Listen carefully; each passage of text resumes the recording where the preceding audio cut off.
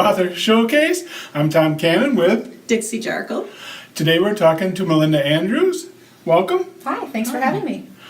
To start out, why don't you tell us about your most recent book to come out, that's going to come out, that has come out, or the best book to start, because you have several books Yes. out.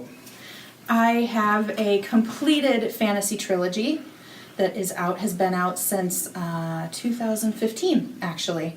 And then these three are my latest. This is the first in a trilogy. It is a contemporary romance set in Ireland. Nice. Oh, And then these two are the first two in my urban fantasy / paranormal romance trilogy. This one is out currently. This is an ebook pre-order right now. So Nice. yeah, that'll be coming out October 2nd as its release day. Nice. So those are the three most recent. okay. So you kind of give us a hint, but somebody goes to Amazon and they're looking at your books. What kind of genre would you say that they'd find? Fantasy, definitely. Yes. I am a big fan of fantasy creatures and plot lines and the whole. I fell in love with it as a young age, and that's what I love to write. I started off with the contemporary romance, so I cross genres, Yeah. and I have plans to do more cross genre writing. I just find it fun to do different genres because there's different challenges and different tropes and cliches that you can break or use in each genre. I was a little surprised because when I heard you were coming on, I bought a full-size book. I tried to, but I think it was like a excerpt and then there's like some sort of bonus material. Yes. On them. So it was all fantasy, which was very good. You kind of went into a lot of detail about what it feels like to slice through somebody. Which one was that? I wonder. Was that think it Fire was- and Snow? It might have been. That yes. might have been because I think that's Aiden's story, his short story. Right. Aiden, I remember that Yeah. as the main character. Yes. And then there was another one where a young girl kind of has some special powers and she saves a young child Riona. in a burning building. Yes. What you actually read, so there's the trilogy, Through the Mountains, Across the Sea and Hills and Over the Plains. What you read is Fire and Snow. Okay. I have Fire and Snow and Runaways, and they're basically bonus material. Each book contains 2 short stories. It's 12,000 words total. It's really quick reads. And they're events that are alluded to in the trilogy, Oh, that's kind of but that I interesting didn't tie-in. actually write out. So Riona in the stories is like 17, 18, 19, whereas in that short story, she's much younger. And How did it's you an decide event. to do that? That's an interesting thing to tie Well, I in. was writing the novels. There was just all these little background stories, and I thought it would be kind of fun just as a bonus for my readers to give them those. So often when I'm at a sale, like a physical, I'm at an event. Yeah. If you buy all 3, you get one of those books free. Oh, nice. So they're just bonus material. I usually run them for free on promos, or they're always 99 cents as well. Uh-huh. So So that's it's- part of your marketing. Yes. Do you have an actual marketing plan, or do you? Not really. I am, to be honest, I'm not always the best with marketing. I'm still learning, and that's what's great about self-publishing is it's a process. Oh, yeah. Once you get used to doing something, usually the market shifts. So you're always adapting and finding what works best for you. Now, I know you said you formatted your own book. Do you also proof it, or do you have someone else proof it? So my books, before they even get put into book form, go through at least 3 or 4 rounds of edits with myself. So I've been through these books inside out, backwards, sideways, however many times I can. And then they go to 2 or 3 other beta readers, and then they go through 2 last line editors. And these are all friends and family who have a background in reading or journalism or editing. Oh, that's nice. So we all like swap stories. Oh, So it's okay. fun to see what my writing group is doing. And then we can support each other, because that's what this is all about, in my opinion. Right. And you do learn, as you're helping somebody out in editing, you do Yes. learn about writing yourself. Yes, you do. The more you can look at others' writing and critique it and help them, it actually helps you to spot weakness in your own stories because you recognize it. Yeah. So you're always improving, which is, in my opinion, one of the best things about writing is that nobody really becomes a master. We're all just learning and building. So And so you said you're finding out what works best for you. What have you found that works the best for you? I love Instagram. Instagram is probably my favorite. I like looking at everybody's pictures and videos. Usually Yes. it's less political than Yeah. Twitter. Yeah. True. Twitter for me is just, it's too busy. I am on that too. But Instagram is my favorite. I am, So what do you just take pictures of your books to promote it? yeah, or- like my Instagram, my bio is indie author, crocheter, mom to a toddler, Liam, and then Hugh mom to Tiny and Tigger, the Tabby Cat brothers. So I post on Tabby Tuesday and Catterday, which is Saturday for the cats. So I get some people you have a schedule. who enjoy looking at, my kitty cats and their antics because they're entertaining. And then I get a lot of mommy bloggers, which I like interacting with them Yeah. as well. We talk about kids and, there's a whole group of moms who write or writer moms. Interesting. And so it's really On fun. Instagram. Yeah. How on did you Instagram. find them? Hashtags? Oh. You search You for search for hashtags, yep. And Yeah. friends of friends, and you just kind of build up this community. And they it's- suggest sometimes too. Yeah, yes, I am on yes. Instagram, but I'm not real active in it. I think it is up and coming. I think it's Yeah. kind It's of the millennial thing. Yeah. Yeah, and Twitter definitely. It's definitely more a younger millennial generation tool. But yeah, it's I follow a lot of writers, but then of course, I follow the cutesy accounts like the squirrels that are being rehabbed and yeah. the kitty cats that are always Yeah. cute, and so it's really a nice and they- relaxing break. Right, and they say if you're going to post even on Twitter or Facebook that you need to have a picture or something Yes. visually to look at. So People have Yeah. maybe Instagram just 80% kind of- visual. I I've think read. even on Facebook when I posts, they say that posts that have pictures do like 90% better and show up more in people's feeds. So you do all the Attracts different. Do you have a schedule for when you tweet and Instagram? I know Instagram you have the cats. Yep, I don't have a hard and fast Yeah. schedule because of I like to say that I'm a full-time writer, but really I'm a full-time mom and a part-time writer. Yeah, I hear ya. So I kind of just squeeze it in whenever.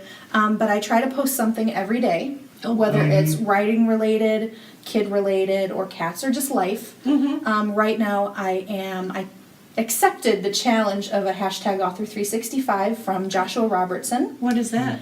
It is a challenge where every day this year, I think we're on day 252 today, you make a 1-minute video telling your fans or your followers what you did that day that's writing related. Oh my Oh. gosh. It's to give people a glimpse. Accountability. Ugh. It is definitely makes- accountability for me. Where I'm like, what did I do today? So now I have to make sure to do something every day that is writing related. Wow. And you just make a 1-minute video, or that's 59 seconds is the max on Instagram for Okay. a post. So it's just a 1-minute quick, I wrote X amount of words, or I edited X amount of pages, or I plotted, or I spoke with my cover designer, stuff like that. So it does hold you accountable, because I know I'm like, Yeah. I have to make this video, so I have to do something today. Yeah. And it's fun to see everybody's videos and to see into other people's processes. Oh, yeah. Because it's so interesting. I'm always how, interested in that. how other people write and split up their time and. Okay. So What it's is the been name fun. of your Instagram account? How It could they is find you? Malinda Writes, and my Yeah. name is spelled Malinda. Okay. Okay. So it's kind of, I had people spell my name wrong and they're like, I couldn't find you. So Yeah, and that's the name of your blog as well, right? yes, yeah, all my social media is Malinda Writes, because that's what I do. I write. So Walk us through when you started writing, when you decided to self-publish, what the journey. the journey kind of. I have always been writing. My mom, I just found it in the basement when we were going through my things for moving. I wrote and made a little book, and it's about huskies and sled dogs. And I actually made a cute. cover and drew it and taped it meticulously. And so I was under 10. I've always wanted to write. It's been one of my passions for a very long time. But I really realized that it was what I really, really wanted to do was tell stories. I thought I'd be a journalist for a really long time, but I decided to do more fiction when I was about 16. And my high school at the time started a brand new creative writing class. Nice. And I was like, oh, I'll take it, you know. And it was so much fun. We learned about poetry and short stories and novels, and it was just all things creative writing. And that's actually when I wrote the first draft of Through the Mountains was when I was 16. And I'm happy to say that it is now hidden in the deepest, darkest reaches of some boxes because it is definitely not the same story as what ended up being published. But we were only supposed to write 10 pages double spaced, and it came out to 25 pages single spaced and was not even a third of the way through the story. So ever since then, I've just been writing stories. When did it first come into a book form? I mean, to a... Through the Mountains, I rediscovered it when I was in college. My capstone class, you had to write so many new words of fiction a week. Oh. And she didn't care what it was. It just had to be words. So I stumbled across my old manuscript, and from page 1, it was written in first person. Okay. So basically, I rewrote the entire thing that whole semester. And then I graduated college, and the book wasn't done. So I'm like, well, I should finish this. So I went as far as I could and realized I had done very little world building, which is a no-no when you write fantasy. You kind of want to sit down and... Everybody wants what's in the world and the details. Yes, and that's important because even if you don't put something in your book, it bleeds through. Right. You know, because there's that layered information. So I had to stop halfway through the book and completely rethink the whole world and then finish it. So I was 23 when I finished it. And I did actually try to send it off to a couple agents. I figured I'll try the traditional route and see how it goes, but I knew in my heart that I wanted to share stories. And I didn't want a third-party gatekeeper to decide if my books were good enough to be released. And I didn't want somebody... All of my names are very thought out. There's usually meanings behind every single name, place name, everything. So I didn't want somebody coming in and telling me that I had to change certain things because there's usually a reason. Right. And I didn't want to lose that. So after I didn't hear anything back or got rejections, which happens when you're a writer. Oh, yes. I mean, just No. rejection after rejection. Yes. After rejection. I mean, Yeah. it's just, and it's getting worse all the time where the competition and how much they have to look at it as a saleable. Well, and even if you story. do get, like I'm traditional published, I don't get a lot of say in my cover. Sometimes Right. they want this changed, sometimes they want that taken out, and you're just like... And that's the double-edged sword It of is. being traditional. I mean, even with self-publishing, I have to make all those decisions. And it can be really overwhelming, especially at first, because it's a learning process. Right, exactly. And so, like you said, you're learning how to do stuff, and so you're getting better. You're getting better at marketing it. Yep. If it's traditional publishing, it would have been out of print and done, and you're just like, I'm just learning how to spread the word out now. Yes. Yeah. Yeah, it's The marketing is kind of a big piece. It is, and I think the image of a writer who just, when I was little, I used to think, oh, a writer, they just, sit up in their room and type away, and Or at Yeah. the it goes country off. retreat. Right, they're in their office with all the books, and they send it to their editor, and their editor, and everything else is taken care of, and you just write. Yeah. That's not how it It is. used to For be. traditional Right. or Yeah, self-published. that's true. They want the tweet for me. They want the tweets. They want the, want everything you to laid have a out ahead of platform. time for your platform. Yeah. Insist on it, yeah. Yep. Yes, and I think that is a very big shock to a lot of people who want to publish. They don't realize how much work goes into the book, not only writing it, and I mean, there's hundreds of hours put into books. And then on top of it, you gotta market. Which is not the same skill. No, it is a completely different skill. And like I said, I am the first to say that I'm not the best marketer. There's definitely room for Sounds like you got it improvement. going on, though. Yeah, I definitely work with what I have, what I know, what works, what Well, I they feel say you works should for pick me. one or two things and really The social, focus on right, it. the social media that you Yes. really engage with people in, so For you, that's Instagram. Yes. For a long time, I actually didn't even have a Facebook. Mm. I recently, I want to say a year ago, got a Facebook page. I was so adamant. I'm like, Facebook is for family and friends that I know in real life only. Mm-hmm. And then I'm like, well, I should really have a Facebook page for my writing. You know, it's kind of switched back and forth now with Yeah. all the changes. Because like you said, it's constantly changing. It is, and some people are like, do you have a Snapchat? Do you have this? I'm like, no. I don't. Do I need one? But I already have, Twitter, Instagram, my blog, and my Facebook page, and I feel like I have, of course everybody wants more of a wider audience, but for how often I post, for what I post about. How often do you blog? I have to ask. I should be blogging once a week. That's a lot. I used to blog. I used to be really good about it. Now, if something piques my interest or if something I want to talk about, writing related or life related, I will blog. Like I blogged about the lake fly conference back in May. I saw that. I usually Thank you. blog. Oh yeah, it was so much fun. I usually blog about events I do. Not only because it's fun. It's I look back and go, okay, I could have done this better. I could have done this better. Or stuff that I really loved about it. And I hope that comes across so that other writers and authors in the area can hear about it and get interested in it. I know a woman who lives in our apartment or that we just moved out of. I just found out that she's working on a screenplay. Oh my gosh. I'm like, oh my gosh, here's my card, email me. I said, I don't know a whole lot about screenplays, but email me and I'll tell you about the writing conferences I go to. And so she was just ecstatic. So the writing community is very really supportive. It is really Yes. very supportive. Yeah. I really have found to love it. Are you in any other writing groups? Or you have your group of beta readers Yep. and that, but is there a group you go to every week or every month? Or? Not consistently. Through NaNoWriMo, Yeah. I met my core group of writer friends in Ozaki County. We all live. And we get together, we try to get together at least once a month. We'll have, when the kids are with the husbands, we will have wino write-ins, where we have appetizers and go. some wine or some whiskey, and we sit down and we write or we talk about, life How fun. and books and publishing, and it's Because really it is nice. a solitary thing, and Right. It that's where you is. find your tribe, kind You of. really do, and you need to. You do. Writing, the actual writing itself might be solitary, but everything else is almost a group effort. Oh, yeah. My husband works third shift, so my mom Uh-huh. actually now takes my son so that I can go and do things, and go to write-ins and go to author events, and I so appreciate that. My husband, before he went on third shift, he'd be like, okay, this Sunday of the month, you're going to go to a coffee shop for 2 hours and work.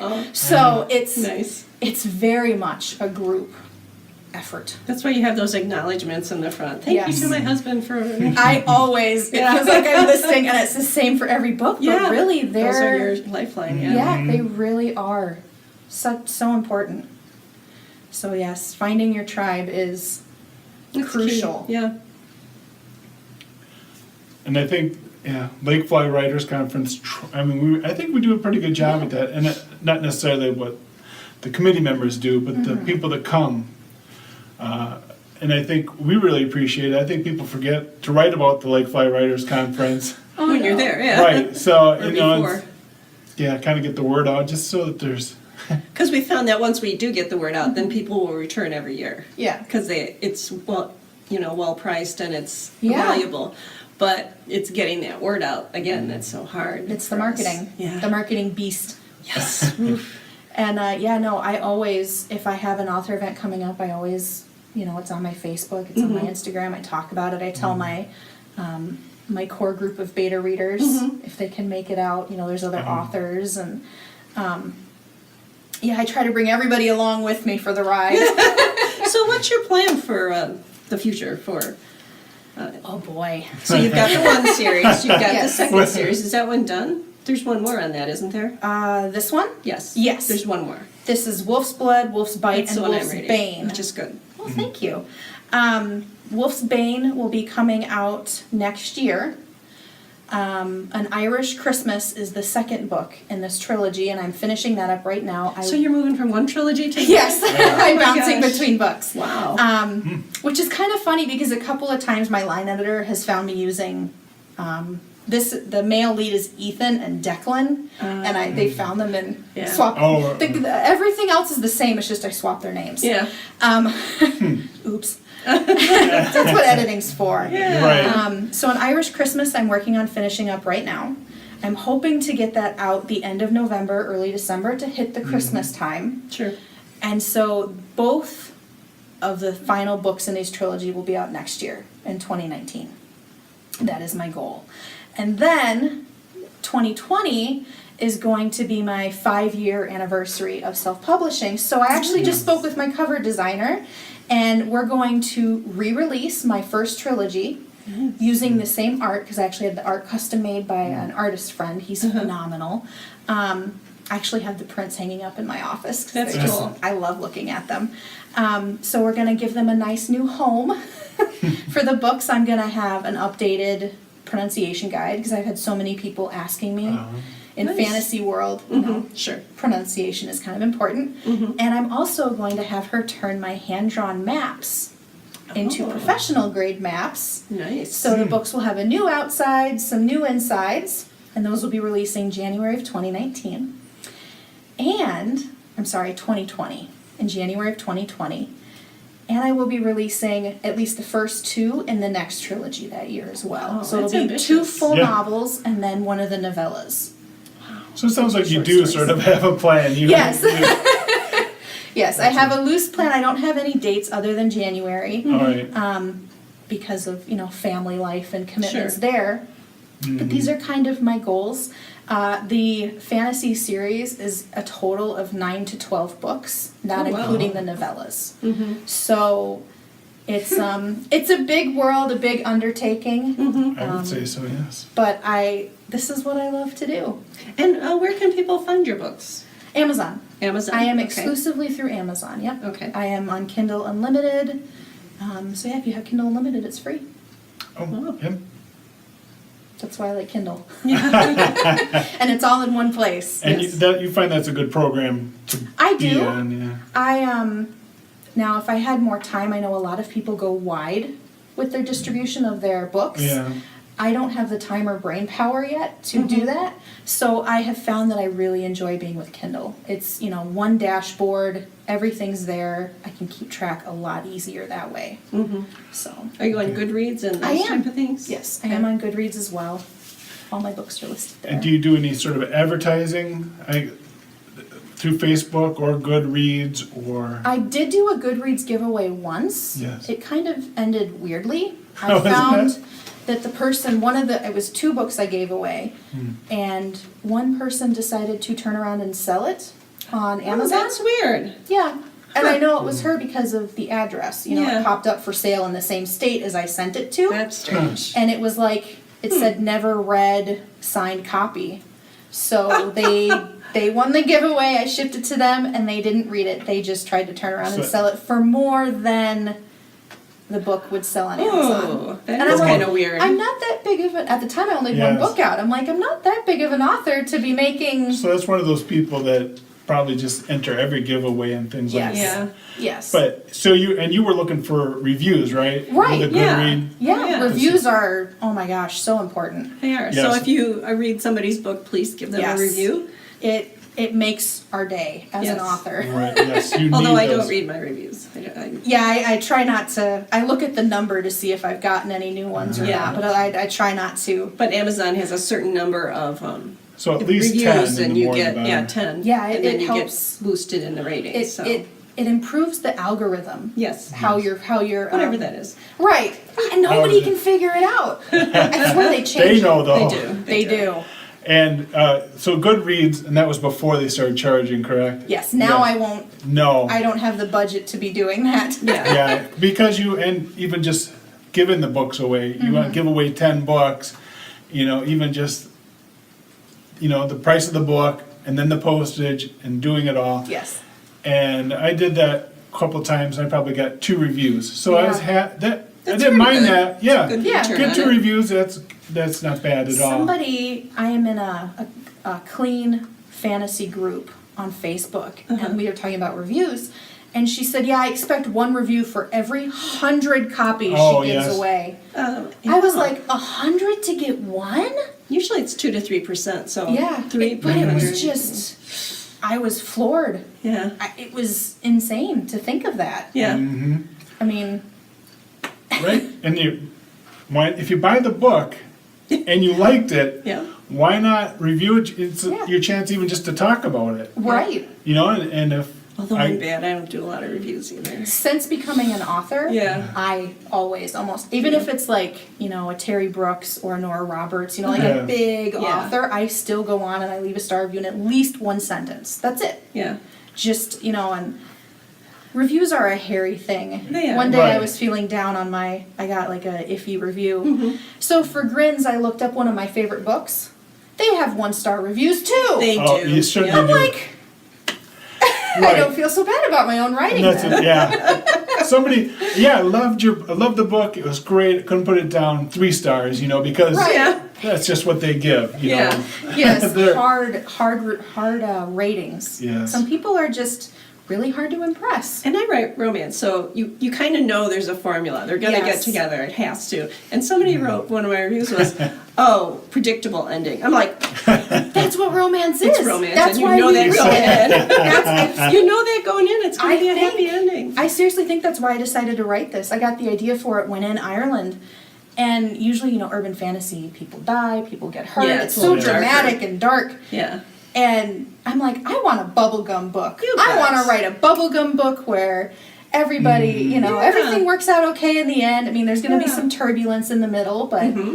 I'm like, I just needed something light and fun. And that's, I think, what the Irish books are for me. It's like my escape. Yeah. And they always say, you know, got to be hard on your main character, and you got to have tragedy. But sometimes I think people are writing stuff. They want the dramatic of Yes. somebody being killed off, and you know, it's like That's a trend right now, especially in TV, of killing off your favorite characters. Yes, it's very No. heartbreaking. It is. And it's funny because if you read a lot of like writing books, they tell you that the death has to matter. Yeah. right. If you're gonna kill somebody, you know, it needs to matter, unless of course it's like a murder mystery and then, Yeah, you know, you they're at gotta the have a beginning. corpse and it- somewhere. right. But, you know, in a fantasy, you have to make it tragic. And you have, you know, but some people I get just mad when overdo they it. kill my favorite Oh characters. yeah, I do am too. telling you. I've actually thrown books across the room. Yeah. I don't remember what books they were now, but yes, it has happened. Oh yeah. Yeah. Yeah, especially when it's like, they didn't have to die, you could have done this. Yes, and it would have exactly. worked. So, So it seems like you're doing a lot of things right. You know, you got your blog, you you have the social media, and even just the fact that you're if somebody goes to Amazon, they read your book, they're going to want to read another book, and so you have plenty there to keep them coming back. that's one of the things I tell authors is, you know, marketing's great and I do giveaways, you know, with websites and whatnot. The most important thing when you're doing that is to have a backlog. Because if they like your first book, they'll buy your Yep. second one, and then they'll buy your third one. And, you know, I have a lot of friends who read across genres, so Yeah. that's the audience I market towards, is I have a story for everyone. You know, I will, because I'm currently working on other books as well that will be other genres. So eventually there will be all these books across genre, so everybody should be able to find something that they enjoy. Yeah, having a backlog is just keep writing. You just keep writing That's and true. editing, and having that backlog is super important. So how did you find out about things to do? Like at the end of your books, you make sure, you know, speak directly to the reader, give them something else to read about, and suggest more things. Like how did you learn those types of things? I learned it from other indie authors. Yeah. Yeah, it's like I said earlier, the community is fabulous and we're all helping each other. And as I got more books, I'm like, you know, when you open up a normal book, it has the author's other books, you know, whether Yeah. across genre or not. So I'm like, oh, I'm going to add that in there as I get more. And then at the back, I have, in most of them, I think I'm missing it one. I don't know which one, a random. Yeah. I forgot to put it in. It says, you've reached the end, but you're still not through. Please be kind and leave a review. Oh, nice. Yeah. So as a reminder to, hey, you know, Yeah. just And a I saw that- gentle nudge. Right. And that's nice on Kindle because Yeah. then you can do it just You by do it right touch there. right Yeah. there, and you can be done with it. Something I have to do You'll is forget. like discussion questions, because they're hoping for Yeah. a book club. And it's like every book has to have discussion questions. It's like, oh, Yeah, I haven't done that quite yet. I've thought about it, but I'm not quite there yet. yeah, it's a process. Well, thank you. Thank you very much Yeah, for thanks for talking coming to in. us. Yeah, thank you very This is much Malinda for having Andrews. me. Malinda Andrews, yes. And I'm Dixie Jarko. I'm Tom Cannon. Thanks for Author watching. Showcase. The Showcase, please contact us on our Facebook page or at OshkoshAuthorShowcase@gmail.com. Otherwise, continue the conversation with Dixie and Tom via social media. Look for Dixie by searching for Daisy Jericho, and please check out her books, The Love Thief and Sparks Fly, on Amazon. You can find Tom Cannon on many types of social media, and please check out his book on Amazon, The Towel of Apathy. Our goal is to introduce local authors around Oshkosh and hear their stories. We want to thank the Oshkosh Public Library and the Friends of Oshkosh Public Library for supporting the creation of this show. If you are a writer and are looking for a community, we suggest the Oshkosh Area Writers Club and the Lakefly Writers Conference held each May.